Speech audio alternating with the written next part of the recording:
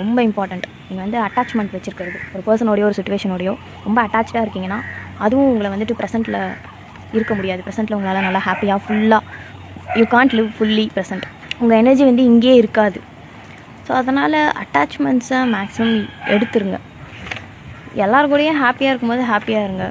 அதேமாதிரி இப்போ ஒரு சந்தோஷம் வருது, ஒரு சோகம் வருது அப்படின்னா நீங்கள் கவனிக்க ஆரம்பிங்க. ஓகே, இது இருக்கும், எப்போ வேணால் இது போயிடும். ஸோ இருக்கும்போது அதை ஹாப்பியாக இருந்துக்கோங்க. அதேமாரி கஷ்டமாக இருக்கிறப்போ இந்த கஷ்டம் கொஞ்ச நேரத்தில் போயிடும் அப்படின்றத மட்டும் அந்த ஹோப்போடு நீங்கள் அதை பாருங்கள். கொஞ்ச நேரத்தில் அது போயிடும்.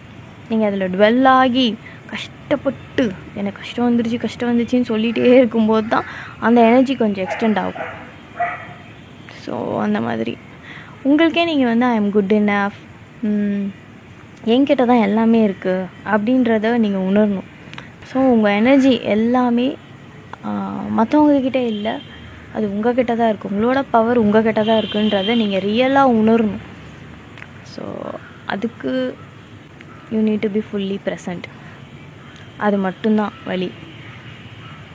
ஸோ இப்படி நீங்கள் ப்ரெசண்ட்லேயே வாழ்கிறப்போ உங்களோட அந்த சைல்டுஹுட் ட்ராமாஸாக இருக்கட்டும், ரீசன்ட் ட்ராமாஸாக இருக்கட்டும், இல்லை பாஸ்ட் ட்ராமாஸாக இருக்கட்டும், எல்லாமே தானாகவே ஹீல் ஆகும். இது நடந்திருக்கு, என்னோட லைஃப்பில் நடந்திருக்கு.